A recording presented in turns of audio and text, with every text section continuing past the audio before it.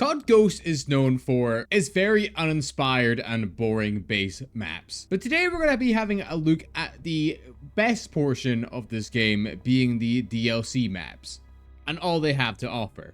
Today we're diving into the first DLC drop for Call of Duty Ghost, Onslaught. COD Ghost is known for its extremely poor map designs across the board, but the DLC of this game is absolutely insane. So let's jump into our first map. Our first map being Containment. You can see the map design here right now as we're loading into this match, and obviously we are playing a private match as well. There is no players actually playing these DLC maps really. And obviously something else super important about these maps are the unique kill streaks for every map. But first of all, let's just take a quick look at this map and what to expect. So, kill this guy right here.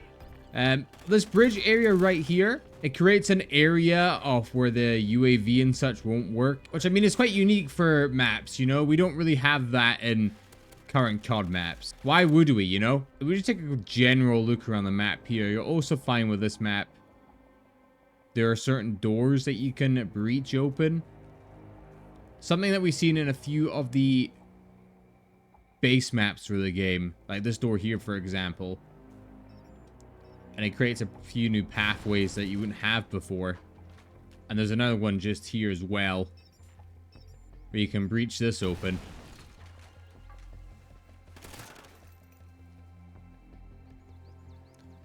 You can kind of see the main area right here. Before I died there, this is where all the action happens. This is where you'll be sliding into the action. In terms of DLC maps, this one actually seems kind of bad. Like, this is something you'd see in Modern Warfare 2019. Color-wise, there's not a whole lot of color to this map. It's very meh. Here's another barrier right here we can break open. Creating a new pathway. This map, to me, feels like it's very much trying to be like a Battlefield map, but it's just not doing a great job of it. You can see it's this vehicle here that's causing like the radiation to make our map not want to work.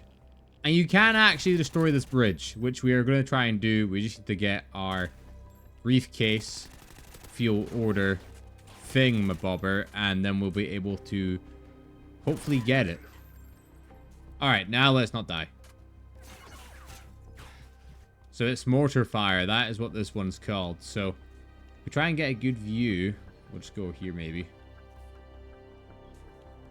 We're going to see what this actually is. And you can hear the bells going, which is pretty cool. But essentially what's going to happen is, yeah, that.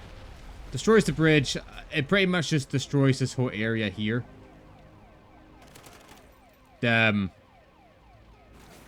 And then the radiation area kind of goes away, or EMP area, I guess. I guess it's not radiation. And that's kind of the whole gimmick with this map. That's it. Barely.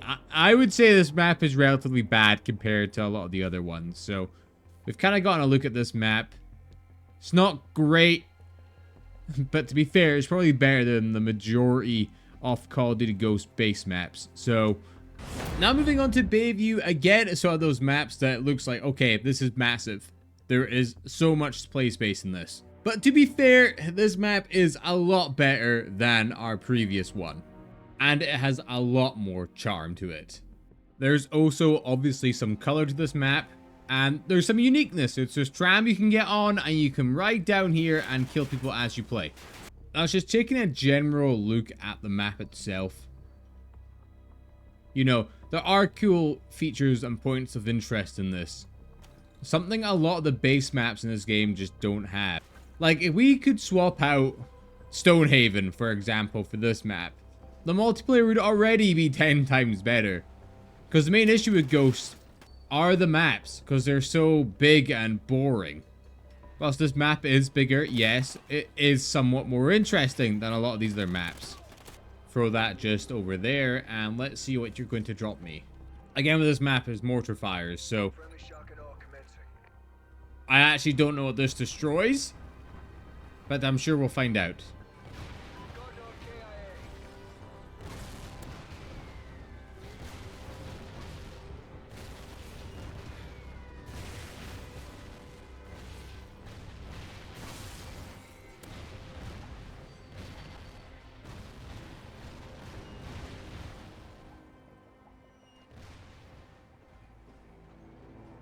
I mean, it looks like this one doesn't actually destroy anything. Ah, well, actually, if you look here, it does. I mean, I don't know if that can be done with normal explosives, but these tanks were full before. These are all damaged now. Getting a look around the map, doesn't look like too much has actually changed. Ah, look at this. Physics. Look at that. So yeah, it looks like not too much happens in this map, but the map in general is a lot cooler than most, if not all, the base maps in Ghosts. The only thing it could have really done was have more of a unique kill streak. Next up we have Ignition, which is a remake of Scrapyard. And the main theme of this map is it being a rocket site. So we already know the map design is going to be a lot better than a lot of the other maps in Ghost. And in terms of a remake, this map is very unique. If we just spend a second kind of exploring it, you guys will see what I mean. Like,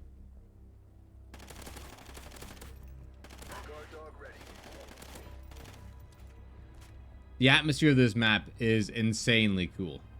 And it looks like it has a timer right there as well for what I'm going to assume is something cool happening. So I say we wait here and see what happens, because I actually don't know what happens. Does the rocket launch? And it does! Oh, bruh, what the fuck happened? The map has changed.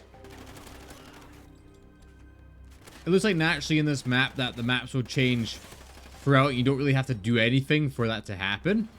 Because I was seriously not expecting that. Right, so let's see what happens here then. I wonder if there's a unique kill streak on this map as well. Alright, here we are. So, F1 engine test. Oh, I wonder what that will do. I imagine it's that thing? Okay, it's creating some heat, it's creating some tension.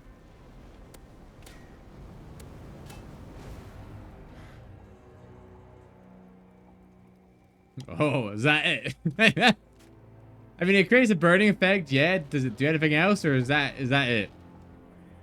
Was that what we were getting so excited about?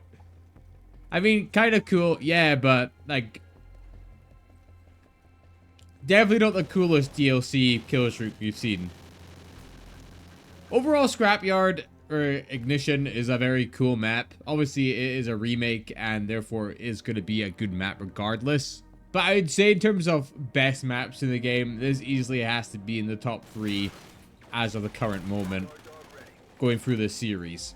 And our last map will be Fog, a cabin in the woods, close to medium engagements with twisting paths and flank routes. You can see the map layout here, and this map is known obviously for its scary atmosphere, but the unique kill streak of this map is that you get to be Michael Myers. Right, so spawning into this map, you can see spooky, scary, grey. It's not grey like the other maps in this game. Like, the actual map itself is very cool. You have these cool points of interest, which are, you know, it's a vibe-ish map. It's like a horror movie, right? It's like your Friday the 13th-esque style. And going through this map, you will find cool things, you know? Like, look at this monkey holding a cigarette. It's a cool spider. And we have a little look around these areas here, you know. It's just like so many references. Like, more of the breakable barriers that we can breach that we love so much. So let's see what's down here. Spider webs, skeleton bones. This map very much gives Raven the Redwood vibes as well. Bar it's not, you know, as Raven the Redwoodies. Again, another really cool point of interest just here. So let's see if we can get our Michael Myers kill streak. You guys get the vibe of this map.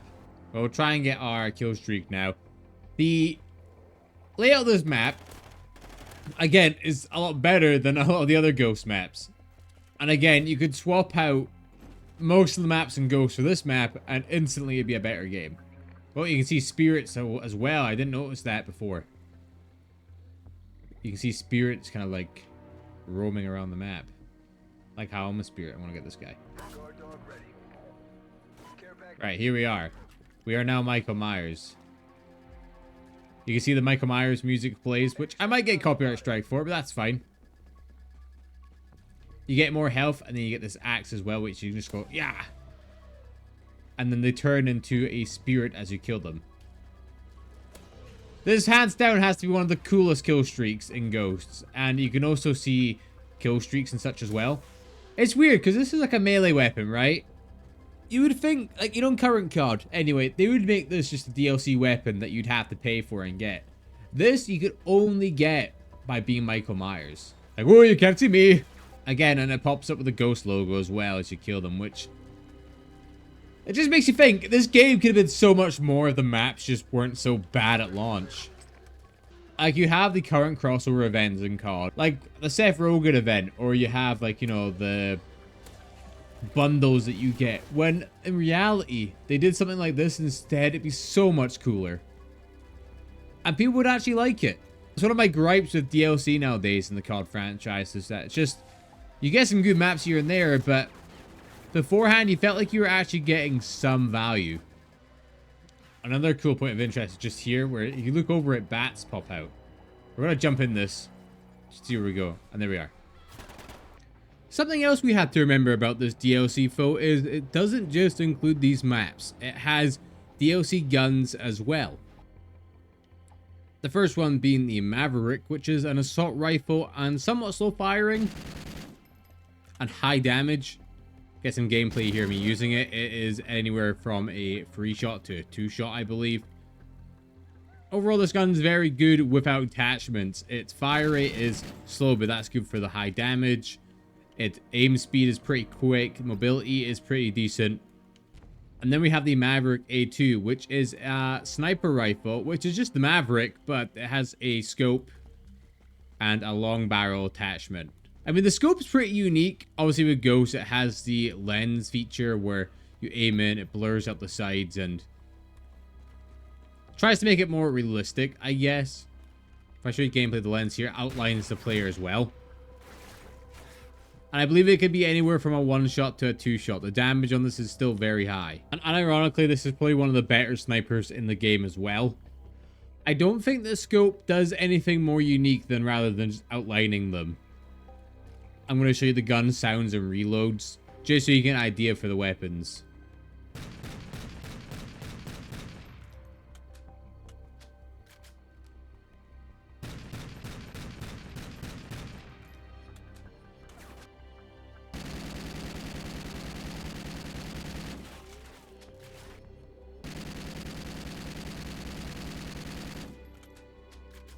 I do like the way the gun sounds and feels, and overall I'd say it's a pretty amazing assault rifle.